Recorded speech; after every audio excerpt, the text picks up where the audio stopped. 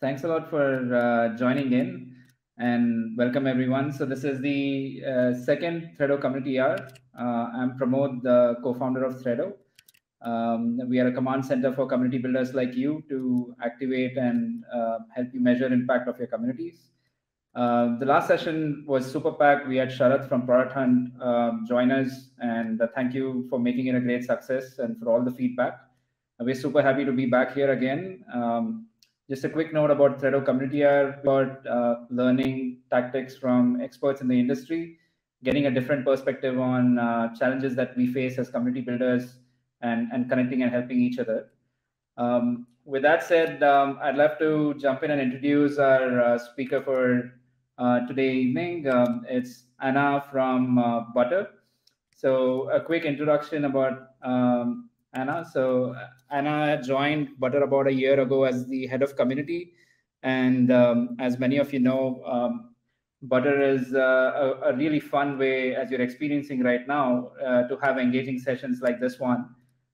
They were #1 on Product Hunt Product of the Day, and most recently voted as the Golden Kitty 2021 for Best Product Demo Video. She also runs L&D Shakers during her free time. But yeah, I'll pause here. I'll let Anna give more about her background, and then we can get started with the event today. Yes. All over to you.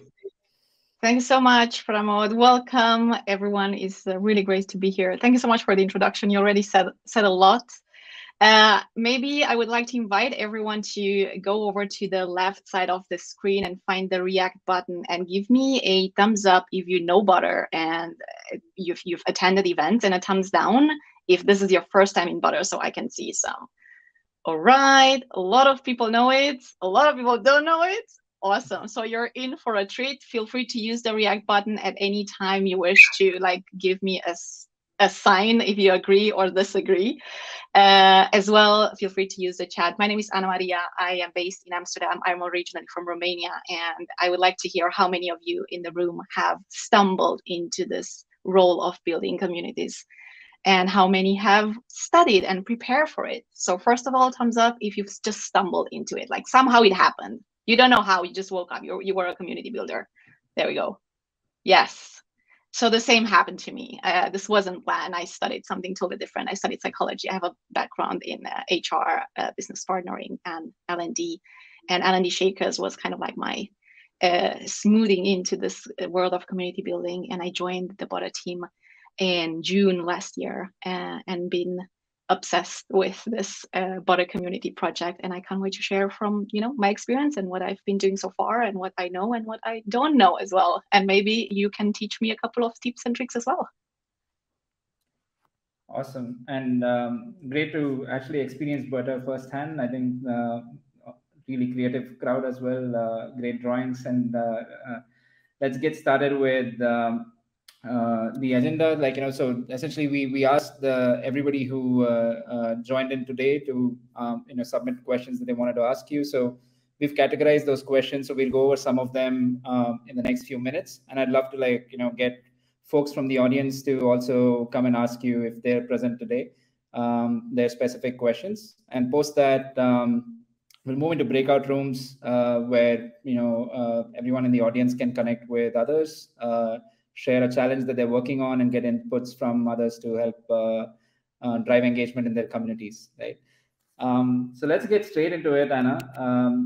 I would love to pick the first question, which was asked. It was to do with the Butter community itself. How has the journey been, from the early days to what you've seen over the last 1 year? Would love for you to tell us a bit more about Butter and the story so far. All right. With pleasure. I can talk until tomorrow about Butter, and especially the community and what we've been up to and where are we going. So I joined Butter in June, and it was, when I joined, it was really, there was no community, but the team had a very clear understanding and a very quite clear image of what the community should be, for Butter and also for the community members. So what is the value that we want to bring in this world, and for the facilitator community around that, worldwide, right? I spent my first week actually talking to as many people as possible. I talked to all the founders. I talked to anyone who wanted to grab a coffee with me. And my questions were, why the community? Why now? How will the community potentially help you in your role? Where should it be in 5 years from now? Et cetera, et cetera. So I really want to take the pulse and make sure that we have more or less the same understanding of what a community is, and particularly of the journey that we will have to go there. And then after first week, I had a plan, and for me it was clear from the very, very beginning that we would have to go this kind of co-design, co-creation path. We're building a community for facilitators and workshoppers and designers and educators and trainers, basically anyone who's running virtual collaborative sessions. And this is not the community, not the only community in the world that tackles or addresses these people. So I was very keen to learn, why should people join the Butter community and how should that space look like for them to find it valuable? And I obviously had my opinions about it and I had my ideas about it, but I knew that I have to tap into their brains and their expectations if we were to design something meaningful for them. And I teamed up. I basically approached 3 awesome facilitators, Ross Chapman, Rachel Davis, and Banshee from the UK, the States, and Taiwan. And I brought them in and I told them, guys, I need your help to design and run collaborative workshops with facilitators to figure things out. So that was my plan after the first week. And so we started approaching facilitators that we really admired, people that we were already in contact with, people that we looked up to, and we just invite them to this experiment. Hey, we're building the space. Would you like to, join us and have some fun and see what we take out of it? And so by July, the second week, we have run 4 workshops. 2 different workshops, run them twice. So we actually had 4 workshops. We approached more than 100 facilitators. 80 said yes, 60 attended the workshop. And after those workshops, we were left with hundreds of sticky notes and insights. We took 2 weeks to organize them. We packed them in a Miro board, and we actually used all of that goodness that they shared to build our community vision, community mission, the rules of engagement and events, and what should actually happen, what should keep us busy in order for them to continue that space valuable. We visualize it on the Miro board, we send them over, they give the thumbs up, and we went to building. We're building Circle, and we launched the community in September. Awesome. And there we are. I have more than 500 people having fun. Awesome. I think. And that's, I think, a great way to actually build the roadmap for the community. And so linked to that was another question from the audience. I think, like, how did you go about identifying the first set of people, and what was the onboarding process like? Because it's I think a community going from 0 to 1, it's also important to understand, like, who are the initial set of people you want to get on board. So would be great to hear about that. Yes. So first, again, like the first step that we took, we went and brought together this, what we call the community shapers. Mm-hmm. And it was this group of 60 people that attended the workshops, and they were a mix of Butter super users, so people that we knew that already using the product, and also people, facilitators that were not using the product at all. But they were people we would really admire in the space. And they helped us understand the value that the space would create for their craft and for their businesses and for their lives. We took, and we kind of want to keep them close. So we invite them all in a Slack channel while we've built on Circle. We took around a month to build everything, all the spaces, etc.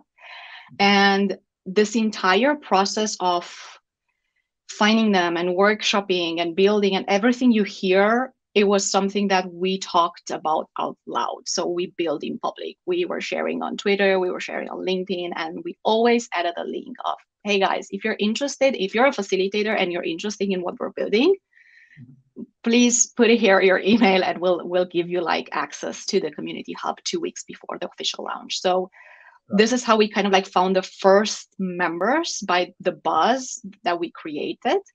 And the community is open to anyone. So you don't have to be a Butter user.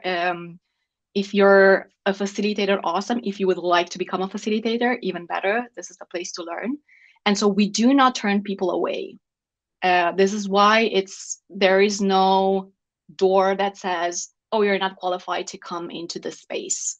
And the onboarding, on one hand, it's Circle as a platform, or any community platform you're using. It should enable you to streamline that process and make it very easy for them to feel welcome, understand that space and how that behavior should be like how should I behave in the space with the strange people that I don't know and I'm just meeting.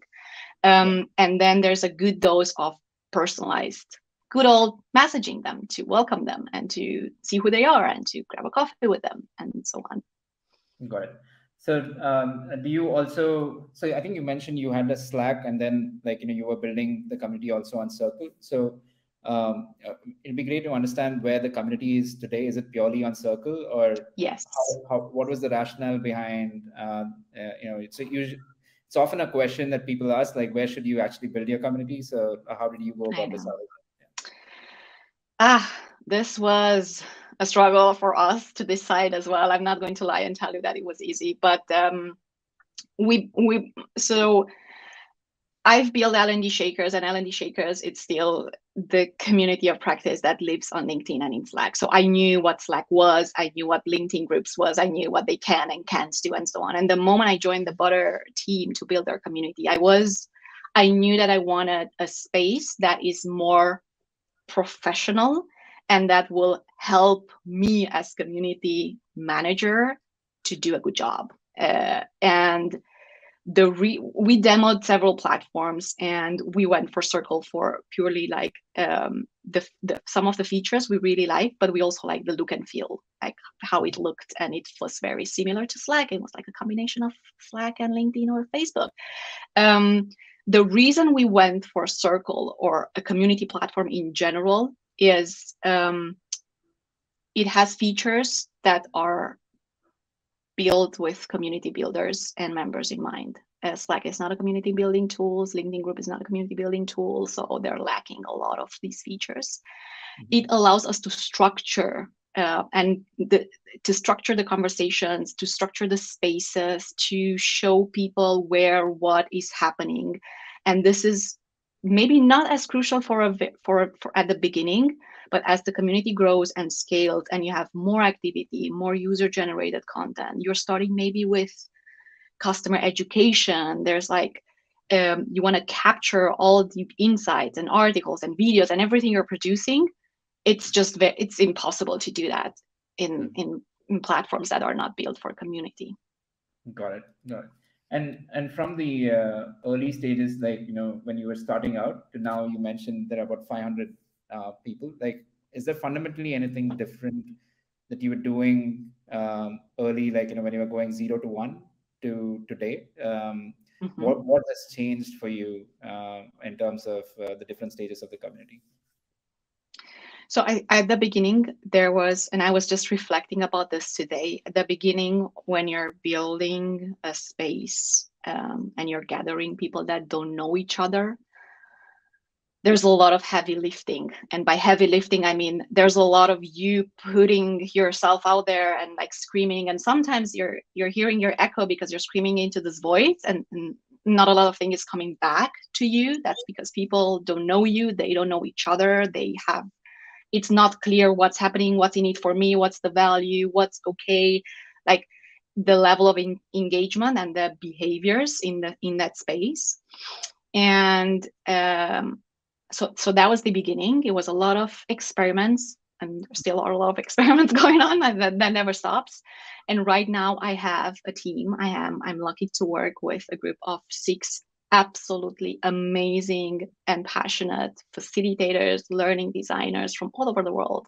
And they are my community core team. And so this helps me have 6 extra brains and 12 extra eyes to be there, to reply, to engage, to put the passion, to show that we care. And so now we move into other like bigger projects, whereas at the beginning there was a lot of like small things to see, how like what adding value. And now we have this kind of we know which events, we have our things that are constantly running, like the hygiene thing is there, and we can move on to bigger projects.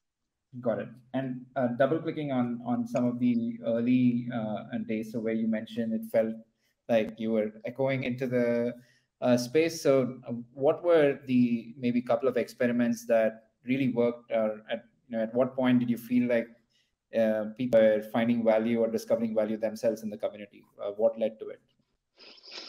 So a couple of things, I guess. As you go running constant events, so we have recurrent events. Every second week there's an event happening. They're all community led. So a member of the community is the host and me as a co-host. You see people returning to the events and people start to know each other. So there's this kind of connection takes time, and that's just a reality. And if you're in that space and you're attending events and you see the same faces and maybe you're paired in breakouts and then you've met them, and it's easier to engage when you see a post from them. It's easier for me because I knew the people, and so we work a lot with tagging. Like if you're posting something and I believe that someone might add value to your question, I'm tagging those 2-3 people that I know can help you out, and so we constantly bring them to circle. In this case, we've been running Ask Me Anything async sessions with community experts and facilitation experts, and those were really successful. We're doing that every 2 weeks. And we basically have a battery or a structure of community content, if you like. Okay. So we have posts that relate to, we share resources or finds, we have thought-provoking questions, we have reflection moments, we have just for fun moments, etc. And we're trying to go with a mix of high engagement activities and really low entry points, like, I don't know, how is your week in a GIF react in the chat, right? So we have kind of like this playfulness to it. As well. Yeah. Got it. Yeah, so a couple of questions around engagement from the audience. One of them was like, how do you look at engagement of core users? Like, linked to that, the second question is like, how do you reactivate members who might have drifted, were active before but have drifted away from the community? So how do we engage with core users? Yeah, how do you measure, I think, engagement? What's important for you? How do you see the community in terms of engagement, and what do you use that for? Yeah. So I have to admit, I wish I would come here to like give you I would love to have like a benchmark and know what is good and what's not good and so on. Like for me, I'm always striving to be better than you were last week, right? Have more engagement, more posts, more. And at the end of the day, it's the value, right? And I guess that when we started looking at things to track, you have two things. One of them is, what is value for these people that I'm building this space for? So what is value for them? Because I guess that if you're building a community for like customer support, then the value is you want them to receive many replies, qualitative replies to their questions, and really timely replies. So you're probably going to track that. Our community, the Butter community, is a community, I could say, of users, but also of practice. So we're there to hone our facilitation skills and grow. And so we're looking at things like how many active members we have, how many posts were shared, like how many questions were asked, how many replies were there, how many people are, like how many of the new members are engaging? Are they just joining and they kind of like stay in the shadows, or are they joining and they're like starting to engage straight away? How many of our members are returning afterwards? Do they engage once and they never come back? How many resources are there shared? How many members are running events? How many members come up with project ideas? And this is already happening, although we're like quite fresh. Like we launched in September. We have members reaching out and saying, oh, I have this idea. Like, could we like collectively work on this project? Or how might we create the space? So that's a very strong metric for the type of community that we're building.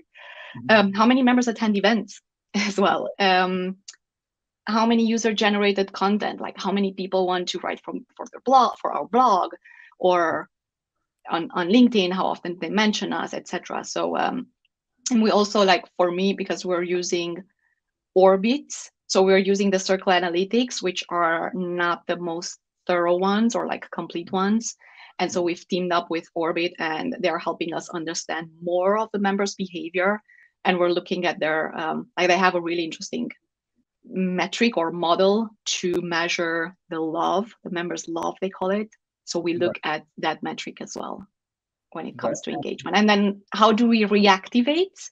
Yeah. So we approach them, like we just write a message, and we write a personal message to them, and we very openly and very genuinely and very humble ask for feedback.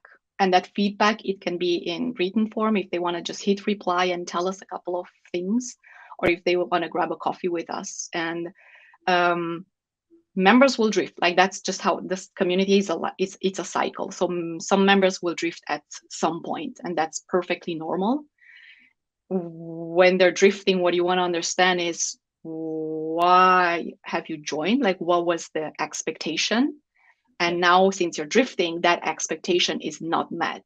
So what did you expect? What didn't you find? How can we create more value for you individually? And that helps, because that's the only way we can, that's gold. That's like feedback for us. Got it. Awesome. Yeah. I'd love to call a few folks to ask questions directly. So I think in the chat as well. So Louise has a question. She also had submitted a question before. So Louise, do you want to just unmute yourself and go ahead, ask the question? Yeah, sure. Can you hear me? Yeah. Yes. Great. Yeah, I was just wondering. So first, thank you so much, Anamaria, for sharing your insights. I was wondering, how often do you post on the community? Like, is it on a daily basis? How often do you engage with users and members of the community? And do you tag them? Because I'm afraid that posting too much would, like, it's another. It's for me. It's on. I run my community on Slack, and it's another Slack that they have. So I don't really know when to tag people or not to tag people, and how often I should post, basically. Thanks, Louise.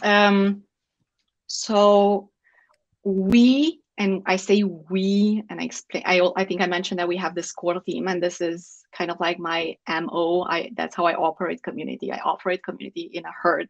Like there's a mini community that manages the big community. So both the Butter community as well the Identity Shakers have a core team, and there's catalysts, and there's like people that want to play an active role.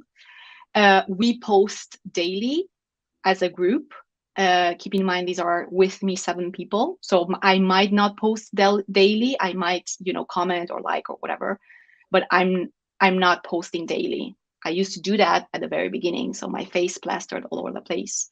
But there's daily posts, and there's daily several posts, and sometimes it's just a post, and other times it's 4 posts, because the core team posts, and then someone else's posts, and someone introduces themselves, and so on. So there's a lot of, especially lately in the last month, like January, February, the engagement has truly started to pick up, and there are very valuable conversations. And when I tag people, I tag them with a nice invitation, and I tag people that are related to whatever that content or question is. So I'm not tagging the same people all the time, and I'm tagging people with a purpose and with an invitation. And I'm making clear that we need them. We need their expertise. They're the experts, so we invite them to share. And this usually works very well. It's not just a random tag that we add there to bother them. Okay, super clear. Yeah. I have a bunch of other questions, but I'll let other people ask them their question as well. Yeah. Thanks, Louise. I think the next question is by Peter. If you want to just unmute yourself and go ahead and ask the question to Anna. Hey there. I know about you because I just joined Circle. I've been working for them for a couple of months, and really cool to see what you're doing with your community, and hence why I'm here to learn more about your story. I also have lots and lots of questions, but the one that I wanted to ask about specifically was about your community team. Correct me if I'm wrong, and I've written this in the chat, but from what I could glean from what you said earlier, am I right in saying that you are the only employee at Butter in charge of community, and everyone else is kind of working as part of the community team on a voluntary? Correct. Cool. My question then is, how does that dynamic work? Because that I'm not sure if that's a thing that a lot of communities do. I'm sure there are good examples out there, but I'm curious as to how you work together, and what are the pros for you of that model versus, say, hiring people to work as part of the community team, like formally? Thanks for the question. One of my favorite ones to answer as well. I imagine I always surround myself with people. I just happen to be paid by Butter, which is amazing because I got to like turn a passion into a job. So that's awesome. But we've picked people that are passionate about Butter, facilitation or learning or collaboration, like working with teams, with people, with groups, and community building. So I think that it's about the culture. I would say it's mainly about the culture that you're building. I'm also part as a member of many other communities. Things like what you reward, the words you're picking, like when you talk, how you talk and what you say and how you relate to that space that you're creating, and the using of the we instead of the I am building something for you. Like those are like, there's so many tiny little things that add to that idea that we're building this together and it's our space. And people usually, so I for this particular project at Butter, I just launched a call to action, and it was Dear Community, we're 2 months in, we have a 2022 strategy, I want to do loads of awesome stuff. You also have a tons of ideas. I'm alone, I can do this alone. I'm looking for a team of 5 people to support me for 1 year, so they have a project of a year. We reward them with free Butter for that year, swag, etc. But that's not their motivation. Their motivation is getting to work on projects, to stretch their comfort zone, to learn about community building, to be the forefront, to build their profile, to show up as experts in their field, as facilitators, as community builders, etc. So there's a lot to gain besides money or this kind of like financial rewards. And we've had 14 people that applied and say, I want in. And we've held interviews and we've picked 6 because they were so good. So we couldn't pick 5. I don't know if this answers your question, but people join community and they're motivated to join the community. Not everyone has different motivations, but some people truly are there to learn and to grow as professionals and as people. And I'm finding those people and I bring them in and I like to work with them. And that's what we do. We work on the content calendar. They're like coming up with ideas. They take on projects by themselves individually. Like, hey, here's a Miro board. Why don't we map the members' experience? Here are my thoughts. Add your ideas. Like, how awesome is that? Right? And I'm super proud because I think they're awesome and I love them. So there you go. If you guys are hearing this, yay. Has this answered your question, Peter? Yeah, completely. I would just add to that for that to work, and in order to be able to find the right people, I think you have to start with setting very clear expectations, which clearly you have from the get-go. And also you have to have a community of people, an existing community of people who are passionate enough, because I think because it's a community of practice and you're inviting facilitators who are essentially power users, right? I think there's a high concentration of people who'd be willing to take on that role. versus, other products which have like a support community, for example, where it's a slightly different dynamic. So that actually makes a lot of sense as an approach. So yeah, well done. Thanks. Thank you, Peter. I just wanted to check if Rashmi is there in the audience. I think she had a question on the Butter community and if it had user groups. So Rashmi, maybe if you can unmute and ask the question. Hi Anna, hi Pramod. So by user groups, I just wanted to find out if in Butter, members can create their own user groups, like groups, micro communities as in, and onboard like members, like probably these can be regional or interest based or something related to their areas of expertise. Is that something that Butter already has, or is that something that you're looking at creating in the near future? Yeah, just some light on that. Thank you, Rashmi. We do not have regional groups yet. We're still quite small, so we're 530 members without the Butter team and the core team. And so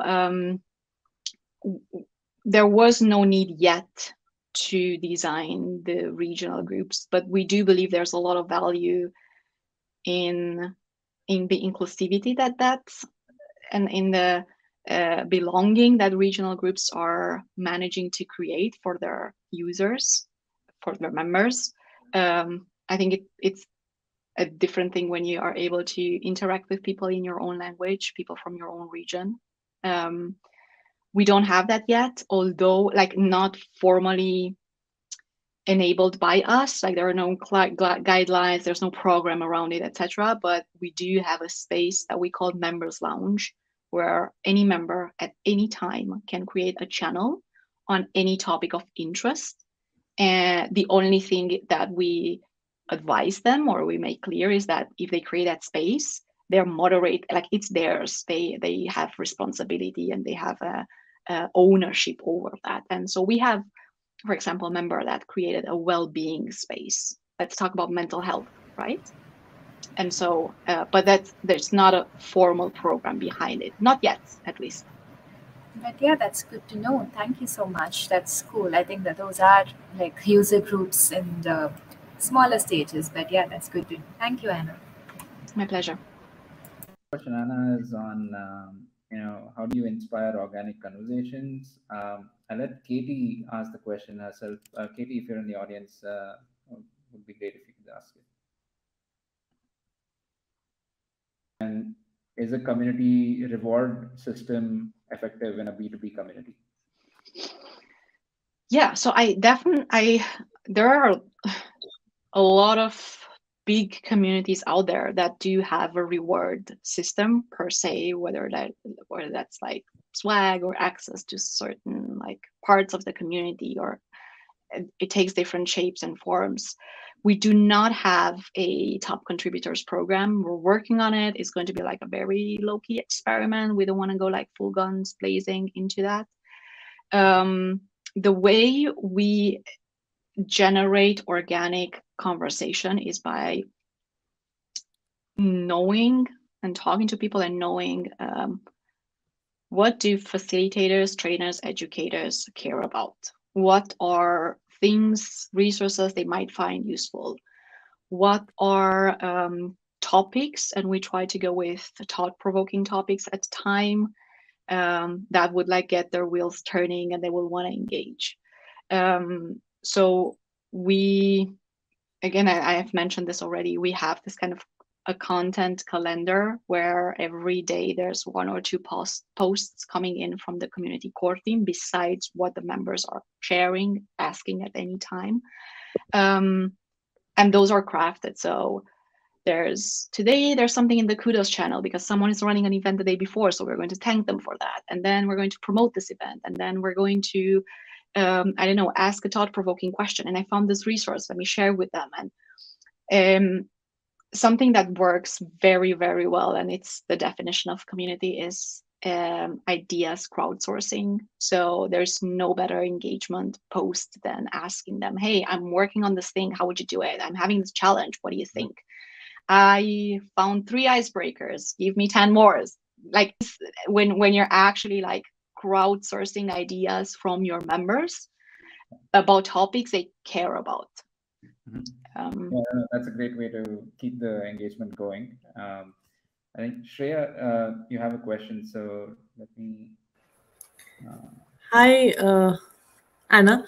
So I had a question that's not exactly directly related. What kind of educational background do you think helps, apart from marketing, in being a community manager? Because there's no like, I think, a formal training to be a community manager per se. So like now that I'm doing it, I'm learning as I go. So sometimes it feels like a little bit of a challenge. Thank you, Shreya, for the question. I don't really know. Like, I don't have a formal education myself. I'm learning as I go. I think that in terms of skills, and it's slightly dependent on the community you're building. Maybe the very first thing that has helped me is a true, real, crazy passion for the topic or whatever the core is of the community. Like, I've built L&D Shakers because I was an L&D professional and I needed to surround myself with like-minded people.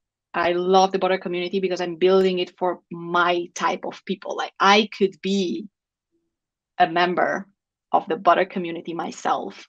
So I am genuinely interested in this. Makes things like 50%. It makes it easier because you're with those topics, like they interest you, you're reading about it, you know stuff about it, you can engage, you talk their language. That's important. I would have a hard time to speak an engineer's language. I wouldn't know how to do that. And then I would like my efforts to like engage would probably at times fall flat because maybe I wouldn't be that confident. So that's first, like the one, and it's not even a skill, right? It's just a passion, like build something that you truly care and love. Marketing, yes, definitely. Empathy, like willingness to listen truly and deeply and like openly. I think everything that has to do with co-creation, co-design, human-centered design, experience design, those are great skills to have as a community builder. Facilitation is a great skill to have as a community builder as well. And then you need to love or learn how to love data and make sense of data, because that just comes with the job, whether we like it or not. So there's a bit this kind of structure to it, and analyzing it and see what the data tells you, and then strategizing. So there's a lot of strategy thinking and creativity. Like the more I think about it, the more I could go on and on and on, right? Does this answer your question, Shreya? It does. Thank you so much. That was really insightful. Okay. Thank you, Shreya. Anybody else has any last questions? Just wait for a few seconds. If please feel free to raise your hand or unmute yourself to ask.